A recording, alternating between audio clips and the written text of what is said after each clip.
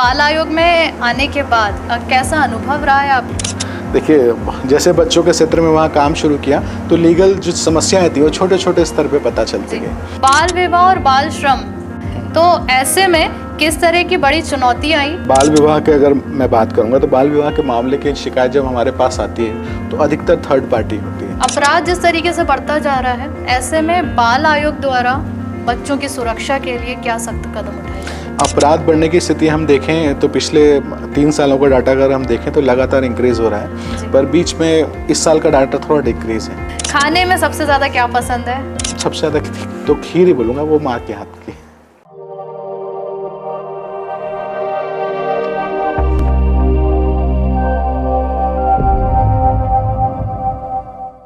आज हमारे साथ मौजूद है एक ऐसी शख्सियत जिन्होंने हरदा से निकलकर इंदौर में अपनी पढ़ाई पूरी की और आज काफ़ी बच्चों के लिए प्रेरणा बने हुए हैं। जी हाँ, मैं बात कर रही हूँ मध्य प्रदेश बाल अधिकार संरक्षण आयोग के सदस्य अनुराग पांडे जी की, जो कि आज हमारे साथ स्टूडियो में मौजूद है। तो चलिए उनसे जानते हैं उनकी प्रेरणादायक यात्रा और उनके अनुभवों के बारे में। सर, बहुत बहुत स्वागत है आपका। नमस्कार। सर, सबसे पहले मेरा सवाल यही है, आप हरदा के रहने वाले हैं, वहाँ से निकलकर इंदौर आए, पढ़ाई की और संघ से क्योंकि आपका बहुत गहरा नाता है, तो कैसे सफ़र की शुरुआत हुई और क्या कुछ रहा इस बीच? जैसे कि शुरुआती आपने कहा कि हरदा से निकल कर आए, परिवार में मैं छोटा था और हरदा रहा हूँ। हरदा में प्रारंभिक पढ़ाई हुई, उसके बाद एक अवसर मिला सूर्या फाउंडेशन करके, वहाँ पर बचपन में कुछ साल हमने 4 साल रहे हैं।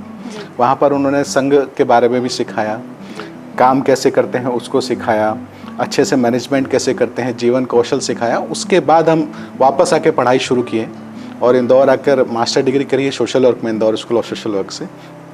तो सामाजिक काम को किस ढंग से हम बेहतर तरीके से कर सकते हैं जिसमें हम बच्चों या फिर जो भी हमारे लाभार्थी उनको लाभ दिला पाएँ, इसके अलावा उसको हम डॉक्यूमेंटेशन में भी बेहतर कर पाएँ, क्योंकि भारत का सामाजिक कार्य हमेशा अद्वितीय रहा है, पर डॉक्यूमेंटेशन के मामले में थोड़ी ना थोड़ी परेशानी हमेशा व्यक्त हुई है। इसलिए सिर्फ पश्चिमी सभ्यता ही सामाजिक क्षेत्र में उत्कृष्ट काम नहीं करते, हमारा देश करता है और हमें सिर्फ डॉक्यूमेंट में भी बेहतर करना है। इस योजना के साथ सभी लोगों ने मार्गदर्शन किया सामाजिक क्षेत्र में और धीरे धीरे हम इस क्षेत्र में आए। और मूलतः अगर आप बोलें कि बच्चों के क्षेत्र में क्यों आए, तो 2011 में मेरा मातृछाया भोपाल सेवा भारती में जाना हुआ। वहाँ छोटे छोटे निराश्रित बच्चों को मैंने देखा जिन्हें माता पिता कहीं भी छोड़ देते हैं। तो एक भावनात्मक जुड़ाव हुआ और बच्चों ने एक सवाल पूछा जो आज तक जहन में जिंदा है कि भैया सबके पापा आ गए, मेरे पापा कब आएंगे। जब भी वो शब्द आता है तो रोंगटे हमारे आज भी खड़े होते हैं। बच्ची थी जिसका अडॉप्शन नहीं हो पा रहा था कुछ लीगल प्रॉब्लम्स के कारण। तो जब वो सवाल सुना तो भावुक हुआ, पूछा भाई साहब वगैरह जो वहाँ पर थे, अधिकारी वगैरह, संगठन मंत्री वगैरह, भाई साहब वगैरह से चर्चा करी। तो उनका ये कहना था, बोले इसके दस्तावेजों में थोड़ा इशू आ रहा है इसलिए नहीं हो पा रहा है, तो तुम कर सकते हो क्या? मैंने ठीक है भाई साहब, अभी तो कहीं और जॉब कर रहा हूँ मैं, अगर आप बोलें तो मैं कर सकता हूँ। तो उस दिन के बाद वहाँ से मैंने जॉब छोड़ी और मातृछाया एज ए प्रबंधक काम शुरू किया 2011 से। और फिर लगातार उस बच्ची का अडॉप्शन, हमारा बहुत बेहतर अडॉप्शन हुआ है। बच्ची आज परिवार में है, बहुत खुश है। लगातार नए बच्चे आते गए और हम उन बच्चों को परिवारों में पहुंचाते गए। तो बच्चों के हित की जो लड़ाई थी वो मातृछाया सेवा भारती से प्रारंभ हुई और नित्य प्रति जीवन के अंत तक चलती रहेगी। तो बाल आयोग में आने के बाद कैसा अनुभव रहा है आपका, और इस दौरान कई तरह की चुनौतियाँ भी सामने आई होंगी? जी, देखिए, जैसे बच्चों के क्षेत्र में वहाँ काम शुरू किया तो लीगल जो समस्याएं थी वो छोटे छोटे स्तर पे पता चलती गई। तो जो वहाँ पर सुधार सकते थे उनको सुधारा। फिर देखा कि दिल्ली में भी हमारी सेंट्रल एडॉप्शन रिसोर्स अथॉरिटी है, कारा, जो एडॉप्शन का मुख्यतः काम करती है। बहुत सारे विषय थे जो हमें ग्राउंड लेवल पर नहीं समझ में आते थे, तो संगठन से भी अनुमति लेकर, जानकारी लेकर कि मैं वहाँ फॉर्म भर के जाना चाहता हूँ ताकि बेहतर काम सीखें। तो 5 साल वहाँ काम करने का अनुभव मिला। तो उसके बाद बहुत सारे लीगल एंगल थे जिनको हम बदल पाए, बहुत सारे सुझाव थे जो सीधे हम मंत्री तक या सीधे सीईओ तक या सीधे निर्देशक तक रख पाते थे। और समीक्षाएं होती थी। मंत्री महिला बाल विकास बहुत अच्छे रहे हैं हमारे केंद्रीय, तो उनसे मिलना प्रत्यक्ष होता था। तो जो विषय रखे जाते थे वो एक्ट में अमेंडमेंट हो पाते थे। और ऐसे बहुत सारे बिंदु अगर आप पूछेंगे तो मेरे पास बहुत सारे बिंदु हैं जो एक्ट में परिवर्तन लाके बच्चों के हित में काम हुआ है। बिल्कुल, अगर मैं इसी बीच बात करूं तो कारा के तहत मतलब बच्चों को गोद लेने की प्रक्रिया में कई तरह के बदलाव भी आए हैं, तो इससे क्या फायदा और क्या नुकसान हुआ है ये आप बता सकते हैं? है? बिल्कुल, देखिए फ़ायदे बहुत सारे हुए हैं, नुकसान तो इस विषय से कभी होता नहीं है। फ़ायदा ये हुआ है कि पहले हम जो कोर्ट ऑर्डर करते थे बच्चों का, वो कोर्ट से होता था, तो कोर्ट में कई बार समय लगता था, क्योंकि वहाँ पर बाकी सारे प्रकार के केसेस भी सुने जाते हैं। तो प्रक्रिया में 2 महीने से 2 साल तक का समय लगा है, और उसकी जो टाइमलाइन या डेडलाइन होती थी वो 2 महीने वर्किंग जो डेज होते हैं उसके हिसाब से होती थी। पर जब 2 साल तक एक बच्चे की कोर्ट में हमें वेट करना पड़ा, तो ये सुझाव हमने संगठन के माध्यम से भी रखे। फिर दिल्ली पहुँचा तो कारा में था, तो अवसर सीधा मिला, वहाँ भी हमने ये विषय रखा। तो वहाँ की जो समीक्षा टीम थी उसने इस विषय को गंभीरता से लिया, और अब जो बच्चों के कोर्ट ऑर्डर होते हैं वो डीएम करता है, कलेक्टर करता है, तो वो एक ही दिन में मिल जाते हैं। तो ये बच्चों के लिए बहुत, बच्चे और पेरेंट्स के लिए बहुत सुगमता हो गई है कि अगर सारे डॉक्यूमेंट ओके हैं तो महिला बाल विकास अधिकारी उसको जमा करता है और सेम डे ऑर्डर मिल जाता है, तो बच्चे और माता पिता का जो बायोलॉजिकल संबंध होता है वो एक ही दिन में स्थापित हो गया, ये हम मान सकते हैं। जी, बाल आयोग के सदस्य के रूप में जो आपका सबसे पहला कदम रहा होगा, जो सबसे अनुभवी भी रहा, वो क्या था? देखिए, बाल आयोग के रूप में जब मैंने काम करना शुरू किया तो सबसे पहले आते ही मैंने कुछ पत्र जारी किए थे प्रशासन को। उसमें सबसे पहली बात ये थी कि जब संस्थाओं और बच्चों के बीच में काम करके आ रहा था, तो संस्थाओं में बच्चों को जो विधि मुक्त करते हैं, दत्तक ग्रहण के लिए जो बच्चे तैयार होते हैं, तो ऐसे कितने बच्चे हैं, उनको लेकर पत्र जारी किया, और उनकी जो गति है, कितनी जल्दी हम नियमानुसार उनको लीगल फ्री करा के परिवारों में पुनर्वास कर सकें, या माता पिता हैं तो वो क्यों रह रहे हैं, काउंसलिंग करिए या समन्वय स्थापित करना है वो करिए, और उसके अनुसार परिवारों में बच्चे वापस जाएं। संस्थागत केयर को हम लोग प्रमोट नहीं करते, क्योंकि बच्चा समाज का है और समाज में रहना चाहिए। तो समाज में कैसे लौटा सकते हैं, सबसे पहले इस विषय को लेकर पत्र जारी किए, और हमारा विभाग बहुत सक्रियता से उस विषय पर काम कर रहा है। कई बार ऐसा भी दौर आया होगा जब सीमित संसाधन थे, तब ऐसे में बाल आयोग द्वारा बच्चों के लिए, बच्चों के हित में कैसे काम किए गए? देखिए, संसाधन तो हमेशा सीमित होते हैं, पर आयोग बहुत सारे अलग अलग तरीके निकालता है, ढूंढता है, संवाद करता है, संगठन से भी बात करता है, प्रशासनिक अधिकारियों से भी बात करता है। जैसे कि एक ज़िले में हम प्रवास पे गए थे, तो वहाँ कुपोषित बच्चों की संख्या ज़्यादा थी। गवर्नमेंट आंगनवाड़ी के माध्यम से राशन देती है, इसके अलावा प्रोटीशन डाइट देती है, एनआईसी वगैरह बहुत सारी चीज़ें चलाती हैं, एनआईसीयू के बच्चों को भर्ती करके किया जा सके।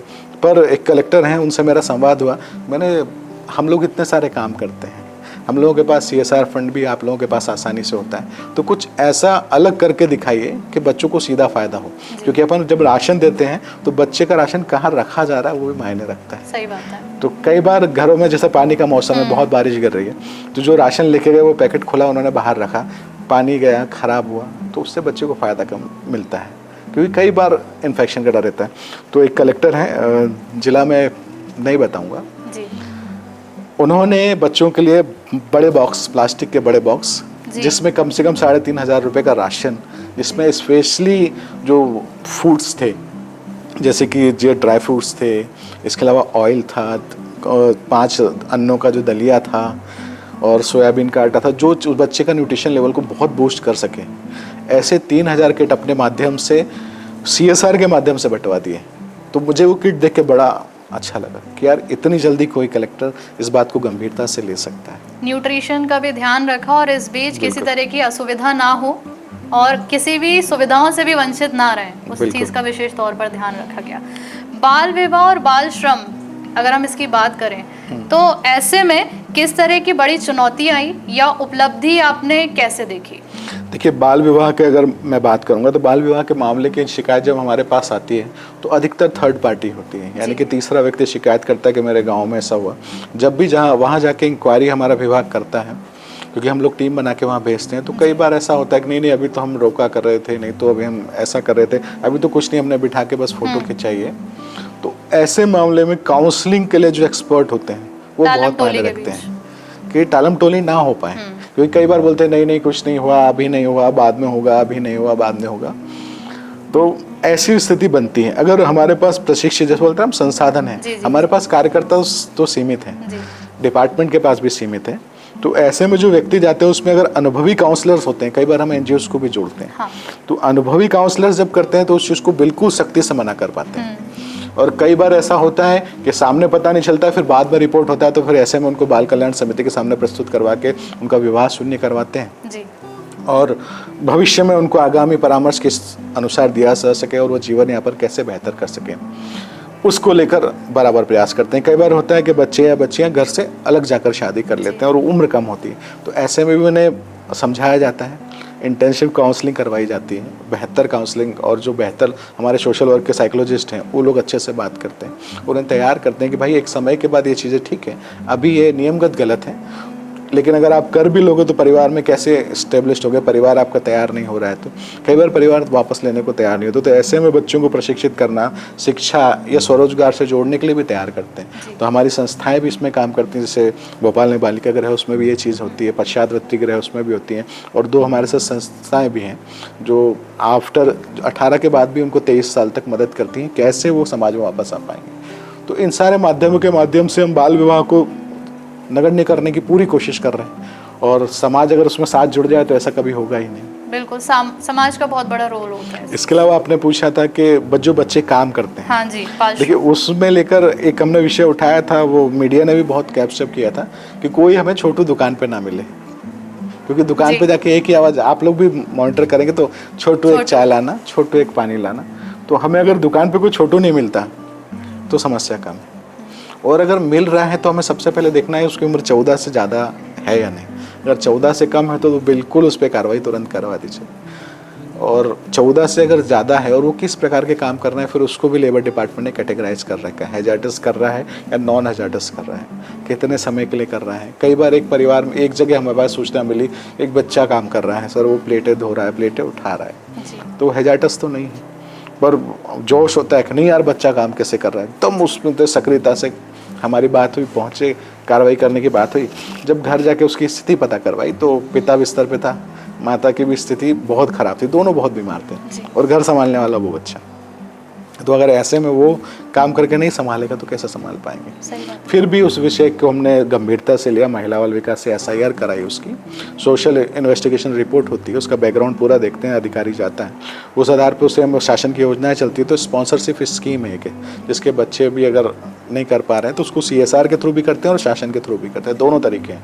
अगर माता या पिता नहीं रहे तो स्पॉन्सरशिप में आसानी से जुड़ जाता है, दोनों नहीं रहे तो भी जुड़ दिया जाता है। कोरोना काल के बाद बहुत सक्रियता से चल रही है स्कीम, तो कोशिश करते हैं उसमें जोड़ लें। अगर उसकी मान्यताएं पूरी नहीं कर पा रहा है, उसकी पात्रताएं पूरी नहीं कर पा रहा है, तो CSR के थ्रू भी उस स्कीम में जोड़ने का प्रयास करते हैं। तो ऐसे उस बच्चे को जोड़ दिया तो 4000 रुपये महीना उसको जो लगातार मिलता है, इससे वो अपना परिवार भी संभाल पा रहा है और पढ़ाई में भी वापस आ पा रहा है। तो ये सुनिश्चित करते हैं कि बच्चा पढ़ाई करके अच्छा जीवन जी सके, इसको सुनिश्चित करना है। कई बार परिवार में जिम्मेदारी बहुत छोटे में आ जाती है, तो उस जिम्मेदारी के साथ अपना खुद का भी विकास कर पाए, इस पर अब सबसे ज़्यादा ध्यान देते हैं। वो ज़रूरी भी है जी। अपराध जिस तरीके से बढ़ता जा रहा है, ऐसे में बाल आयोग द्वारा बच्चों की सुरक्षा के लिए क्या सख्त कदम उठाए जा रहे हैं? देखिए, अपराध बढ़ने की स्थिति हम देखें तो पिछले 3 सालों का डाटा अगर हम देखें तो लगातार इंक्रीज़ हो रहा है, पर बीच में इस साल का डाटा थोड़ा डिक्रीज़ है। रिपोर्ट हो रहा है, कई बार रिपोर्ट नहीं हो रहा। बच्चों के साथ जो अपराध हैं वो रिपोर्ट ज़्यादा है, बच्चों के ज़्यादा जो कारित है उसका डाटा इस साल का कम है। NCRB का डाटा देखें, क्योंकि मेरा ध्यान उसी विषय पर बड़ी गंभीरता से है और आगे PhD भी उसी विषय पर जाने वाली है, बाल अपराध पे। तो बच्चे अपराध क्यों कर रहे हैं, उनके कारकों पे हम जाएं तो वो चीज़ हमारी हो जाएगी। एक हम बात हमेशा कहते हैं जब भी जाते हैं समाज के बीच में या बच्चों के बीच में, कि माता पिता और बच्चों का संवाद कम हो गया है, और जब संवाद कम होता है तो ही अपराध होता है, क्योंकि उसे पता नहीं है वो किससे अपनी बात खुल के कहेगा। समय देना ज़रूरी है। हाँ, बच्चे को ये पता ही नहीं कि वो सही है गलत क्या है। अगर वो पूछ नहीं पाएगा, बता नहीं पाएगा, तो ये समस्या बढ़ती हैं। और उसकी एक समस्या के कारण एकल परिवार भी है, माता और पिता दोनों काम करने लगे, हमने उसे सुविधाएं सब दी। एक माता पिता लाइन बोलते हैं जो बहुत सही नहीं लगती मुझे, व्यक्तिगत सोचे कि जो मुझे नहीं मिला हम बच्चे को देंगे, पर बच्चे को स्ट्रगल दो, हम बच्चे को स्ट्रगल भी दें और उसे बताए भी कैसे परेशानियों से हम जूझे थे, और आपको भी जूझना चाहिए। जूझ के आगे बढ़ेगा वो बच्चा हमेशा जीतेगा। अगर आप उसको चीज़ें पहले ही दे दोगे तो सिर्फ वो चीज़ों से नहीं पलता, बच्चा परिवार से और स्ट्रगल से पलता है, खुद के अनुभव से ज़्यादा। बिल्कुल। अगर वो किस चीज़ को छू के महसूस करेगा, जैसे बोलते हैं ना खीर से जलेगा तो महसूस करेगा, तो खीर और छाछ एक ही बात हो जाती है उसके लिए। सही बात है। आज के समय में जिस हिसाब से पोर्नोग्राफी के केस बढ़ते जा रहे हैं, बहुत बड़ी समस्या हो चुकी है, इसको लेकर आपका क्या नज़रिया है? देखिए, इसको लेकर हमारा शासन तो सख्त है, बहुत सारी वेबसाइट्स को ब्लॉक भी कर रखा है, इसके अलावा इस चीज़ के प्रति सारे कानून बने हुए हैं, जो पॉस्को है इसको लेकर बहुत सख्त है। कोई भी इस प्रकार की कोई चीज़ अगर किसी को दिखाता है या उसके लिए अशोभनीय हरकतें करता है तो उसको लेकर शासन सतत कार्रवाई करता है। पर इस विषय को लेकर जागरूकता बहुत ज़रूरी है। अभी हम स्कूलों में कई बार जाते हैं या टीचर्स की क्लास लेते हैं या सामाजिक स्तर पे बात करते हैं तो हम गुड टच बैड टच की बात करते हैं, क्योंकि ये सबसे नीचे स्तर पे आता है। तो गुड टच बैड टच क्या है? जैसे ही हम किसी से पूछते हैं, व्यक्ति बोलता है हाँ सर मुझे पता है। मैंने चलिए अगर पता है तो आप ये मानिए आपके सामने सब छोटे बच्चे हैं जो चौथी क्लास से छोटे हैं, आप उन्हें समझाइए गुड टच बैड टच क्या होता है। जब समझाने की बारी आती है तो सब लोगों के वर्ड बहुत भारी हो जाते हैं, सरलता से कोई नहीं समझा पाता। इसलिए हम उसको बार बार उस चीज़ विषय को बार बार पहुँचे, इसलिए प्रयास करते हैं। कोमल लाइन की मूवी है, चाइल्ड लाइन बहुत अच्छी बनाई थी शासन के साथ मिलकर, वो दिखाते हैं और बहुत आसानी से बताते हैं कि शरीर के 4 अंग माँ के अलावा कोई भी छुए तो वो गलत है। शुरुआत यहाँ से करनी चाहिए। डायग्राम के माध्यम से समझाते हैं, चित्र बोर्ड पे बना के समझाते हैं। अगर इसको गहनता से समझा लिया तो हर छोटा बच्चा बोलेगा कि है गुड टच और बैड टच है। इसके बाद आता है कि हमको क्या ठीक लग रहा है क्या नहीं। हो सकता है हाथ छूना भी किसी का गलत हो, अगर हमें गलत लग रहा है तो विरोध दर्ज करना है, विरोध दर्ज करना है और उस स्थिति से निकलना है। और हो सके तो उसके लिए काउंसलिंग करें, बात करें। तो क्या हेल्पलाइन नंबर उपलब्ध हैं वो भी हम उन्हें बताते हैं, जैसे 1098 उपलब्ध है, उमंग हेल्पलाइन भी उपलब्ध है जो इन विषयों पे हमारी मदद करता है, जो शिक्षा विभाग चलाता है। इसके अलावा भी आयोग हमेशा अवेलेबल रहता है। इसके अलावा राष्ट्रीय बाल अधिकार संरक्षण जो आयोग है उसका चैट बॉक्स है, अगर वेबसाइट पर जाएँ तो आप सीधे जाकर शिकायत कर सकते हैं, जिसमें अपनी जानकारी गोपनीय भी रख सकते हैं। तो ये सारे माध्यम बच्चों तक पहुँचाने के लिए लगातार जागरूकता कार्यक्रम करते हैं और लगातार प्रवासों के दौरान कोशिश करते हैं कि एक अच्छी गैदरिंग में बच्चों से इस विषय पर बात होती रहे। यानी लगातार प्रयास किए जा रहे हैं कि इस पर रोकथाम की जा सके। रोकथाम और जागरूकता सबसे मूल जरूरत है इसमें, जागरूकता। जागरूकता तो आपकी पहल है और समाज का योगदान है सबसे बड़ा उसमें। देखिए हम लोग सब जगह बात कर लेते हैं। अगर आप ये सोचिए, मैं भी एक पिता हूँ, मेरी भी 4 साल की बेटी है, एक भतीजी है 7 साल की। अगर मैं उसको भी ये चीज़ समझाऊँ तो क्या घर वाले एक्सेप्ट करते हैं एकदम से? घर वाले अरे ये बात यहाँ मत करो। मेरी भांजियाँ बड़ी बड़ी, मैंने बोला बेटा इन चीज़ों का ध्यान रखो, अरे तुम ये बात मत करो। क्यों भाई? ऑब्जेक्शंस तो जिम्मेदारी हमारी है जी। अगर हम बच्चों को जवाब नहीं देंगे तो कौन देगा? तो शुरुआत घर से जागरूकता करनी पड़ेगी। अगर मेरे बच्चे को पता है कि ऐसा होना गलत है तो वो सबको बता सकता है। सही बात है। आपके निजी जीवन के बारे में थोड़ी सी बात कर लेते हैं। काम के अलावा जब भी आपको समय मिलता है तो सबसे पसंदीदा चीज़ क्या करना पसंद करते हैं? देखिए सबसे ज़्यादा तो मैं हमारे जो संगठन के बहुत सारे लोग हैं उनके साथ अलग अलग प्रसंग सुनना पसंद करता हूँ, कैसे उनने अपने जीवन में किया। जैसे हमारे गोरेलाल जी भाई साहब हैं आदरणीय, वो बच्चों के लिए जो घुमंतु जाति के बच्चे उनके लिए काम करते हैं, उनके पास बैठना, उनके विषय सुनना, कैसे काम किया था। बोले यार हम उस समय जब जाते थे तो कुछ नहीं होता था, और बेड़िया समाज या और भी समाजों के बीच में जब जाके काम करना तो बहुत कठिन होता था। उनके घर के बाहर चारपाई डली है, बोला बढ़िया वहाँ सोना, टिक्कर की रोटी खाना, और वो बताते थे कि मेरे बच्चों को क्या समस्या है, तो उसको कोप अप करके कैसे समाज की मुख्य धारा में लाना है। क्योंकि वनवासी और आदिवासी छात्रावास हमारे सरकार के भी चलते हैं और बहुत सारे संगठन भी चलाते हैं, तो उनसे बच्चों को कैसे जोड़ के उस क्षेत्र से निकाल कर यहाँ तक लाना, इस पहल को कैसे किया। इस अनुभवों से जब हम सुनते हैं तो हम सीखते हैं कि जब वो इतना युद्ध कर सकते हैं तो हम उसका 1% तो करेंगे। अगर 1% भी योगदान करेंगे तो आगे बढ़ेगा। इसके अलावा अगर समय मिलता है तो सारा समय भक्ति और घूमने में जाता है। यानी वो आपकी हॉबीज का ही हिस्सा है, भक्ति और घूमना। बिल्कुल। क्योंकि देखिए महाकाल बाबा जो है वहाँ अधिकतर जाने का मन रहता है। इसके अलावा जहाँ भी भक्ति से जुड़ी चीज़ें मिलती हैं वहाँ जाना ज़्यादा पसंद करते हैं जी। और बच्चों को भी वही सानिध्य है। बच्चे भी जन्मदिन को उपहार वो ये नहीं मांगते कि कोई चीज़ चाहिए, वो बोलते हैं अभिषेक करने को मिले तो अच्छा है जी। फेवरेट डेस्टिनेशन प्लेस क्या है आपकी? उज्जैन। उज्जैन, महाकाल की नगरी। बिल्कुल। खाने में सबसे ज़्यादा क्या पसंद है? खाना बनाना पसंद है या फिर खाने में क्या पसंद है? खाना बनाना आ गया है, क्योंकि जब मातृछाया में मैं रहा हूँ तो शुरुआती दौर में भोपाल मातृछाया तो बहुत अच्छा इस्टेब्लिश हो गया है। ग्वालियर मातृछाया जब हमने शुरू किया तो एक बैग लेके एक छोटे से घर में शुरू किया था, खाली था, सारा स्टाफिंग भी रखना था, तो नए स्टाफ को अप करने में समस्याएं आती, क्योंकि यहाँ ऑफिस वर्क अलग होता है और एक यशोदा के रूप में बच्चे को संभालना, मतलब उसे नहलाना, धुलाना, खिलाना, फ्रेश कराना, ये सब चीज़ों में स्टाफिंग की इशू होती थी। तो कई बार स्थिति ऐसी बनी कि हमारे पास 2 यशोदा और 8 बच्चे हैं, तो अगर वो 2 यशोदा बच्चों को संभाल रही है तो खाना किसे बनाना है? तो सबसे ज़्यादा क्या पसंद है खाने में? सबसे ज़्यादा तो खीर ही बोलूँगा, वो माँ के हाथ की। अच्छा, और बनाना क्या पसंद है? बनाने में तो आप सब बनवा सकते हैं, जो बच्चों को पसंद है वो बना देंगे। अच्छा। शाकाहारी। बचपन और परिवार से जुड़ी कोई एक बहुत प्यारी सी याद जो आप हमारे साथ साझा करना चाहें। देखिए, दो बातें हैं इसमें। एक, मैंने जब शुरू अपन ने किया तो मैंने कहा सूर्या फाउंडेशन। जी। जब मैं वहाँ गया तो मैं 7th क्लास के बाद वहाँ चला गया था, जी। तो बहुत ज़्यादा बड़ा नहीं था, छोटा सा था। तो वहाँ जब मिलिट्री ट्रेनिंग और ये सब होती थी तो ये कई बार ये लगता था कि कहाँ फंस गए एकदम, क्योंकि वहाँ कैप्टन सर, ब्रिगेडियर सर बहुत लोग हमें सिखाते थे, दौड़ाते थे। अब एक छोटे से बच्चे को 5 किलोमीटर दौड़ाओ तो उसकी हालत कैसी हो जाएगी, तो सबसे पहले सबसे पीछे आते थे। फिर बीच में तो लगा छोड़ देना चाहिए, लेकिन फिर माता पिता मिलने आए और छोटे भाई ने कहा कि अवसर मुझे नहीं मिला दादा, आपको मिला है, कोशिश करो। जी। 8 से 10 महीने बाद स्थिति ये थी कि हम सबसे आगे थे, और उसकी एक वीडियो क्लिप भी बहुत पुरानी है हमारे पास। वो जब देखते हैं तो लगता है कि हमने कुछ किया, पर आर्मी में नहीं जा पाए। और उस छोटे सी चीज़ को, वो जो भाई ने बोला था मुझे नहीं मिला आपको मिला, जी। वो मेरा छोटा भाई पूरा कर पाया, वो नेवी में गया। तो एक भाई सर वहाँ कर रहा है देश को, एक भाई यहाँ कर रहा है, तो ये बहुत अच्छी चीज़ है। इसके अलावा अगर बच्चों से जुड़ी बात है तो जब हमारे कई बार समय से पहले पिता बन गए ये बोला जाता था, क्योंकि जब हम बैठते थे यहाँ पर टेबल पे माताश्याय में, विवाह भी नहीं हुआ था, तो कुछ बच्चे आके सीधा एक ही बात बोलते थे, पापा चलो खाना खाना है। तो अब वो बोलेंगे तो ना नहीं बोल सकते, मैं चलो बेटा, कुछ बोलते थे भैया, कुछ बोलते थे पापा। तो उन बच्चों से आज भी जुड़ाव है, क्योंकि जो भी बच्चा जाता है तो हम एक रिश्ता कायम करते हैं उनसे, क्योंकि हमें उन बच्चों का फॉलोअप लेना है। तो हम एक ही रिश्ता है जो बहुत आसानी से बनता है और बच्चे सबसे ज़्यादा प्यार करते हैं, वो है मामा का रिश्ता। तो हर बच्चों के, जो भी बच्चे हमारे अडॉप्शन में गए हैं, उसमें हमारी जो संस्था है उसके प्रतिनिधि या हम में से कोई बच्चे का मामा ज़रूर होता है, मामा या मामी के रूप में जुड़े रहते हैं।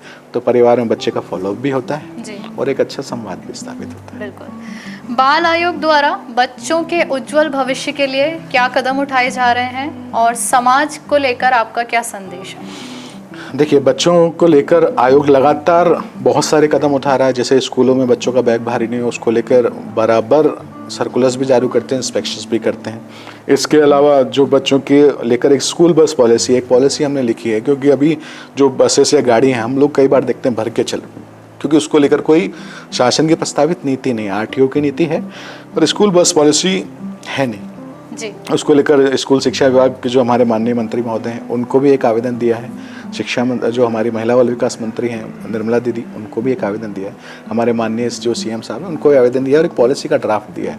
अगर उसको आगे बढ़ाएंगे तो फिर एक हमारी मॉनिटरिंग की बॉडी बन जाएगी, जिससे वो गाड़ी हम सुनिश्चित कर पाएंगे। हम कई बार देखते हैं सीएनसी जो सीएनजी की गाड़ियाँ चल रही हैं वो जल गई, अनफिट गाड़ियाँ चल रही हैं, बारिश के मौसम में ऑटो पलट गए, ऑटो में इतने बच्चे क्यों बैठ रहे हैं जी। जबकि सीटर है ना, कितने सीटर है वो फिक्स होता है।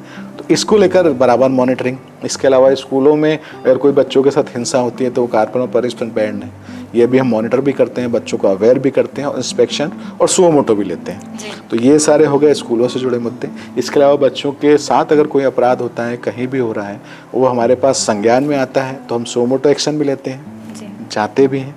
इसके अलावा समय समय पर शासन को अलग अलग रिकमेंडेशन देते हैं।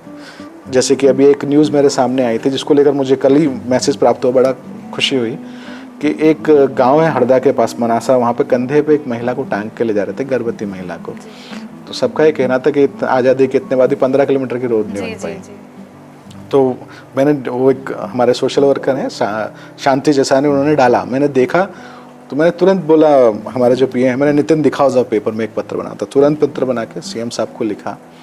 फिर मेरे सुनने में आया कि वो कार्रवाई हो गई, तो मैंने चलो अगर हो गई तो अच्छी बात है, मैंने होता होगा, बन जाती होगी रोड, सैंक्शन हो जाता था। पर कल मुझे एसएमएस के माध्यम से प्राप्त हुआ कि आपने जो पत्र हमें लिखा था उसमें जो रोड है वो स्वीकृत कर आवेदन विभाग को भेज दिया गया है और जल्द कार्रवाई होगी। तो वो पढ़ के बड़ा अच्छा लगा। मैंने भाई हमारे इतने छोटे से पत्र को भी माननीय मुख्यमंत्री ने रिस्पॉन्स भी किया और त्वरित कार्रवाई करी, ये बड़ी बात है। तो इस प्रकार की योजनाएं अगर सक्रियता से समाज और शासन करता रहे तो समस्याएं लगभग खत्म हो जाएंगी। समाज को क्या संदेश देना चाहते हैं? समाज को एक ही संदेश से कि अपने बच्चों से संवाद करें और जितना आप उन्हें समझा सकते हैं उन्हें उतना कोई नहीं बता सकता, कोई नहीं समझा सकता, क्योंकि सोशल मीडिया और बाकी सब चीज़ें जो उनके सामने परोस रही हैं वो क्या सही क्या गलत नहीं पहचान सकते। तो आप उनसे बात कीजिए, संवाद कीजिए और सही गलत की समझ परिवार को ही दिलानी है। अगर वो दिला देंगे तो हमारे बच्चे का भविष्य बहुत उज्जवल होगा और सशक्त होगा। बिल्कुल, बहुत बहुत धन्यवाद सर हमारे साथ जुड़ने के लिए।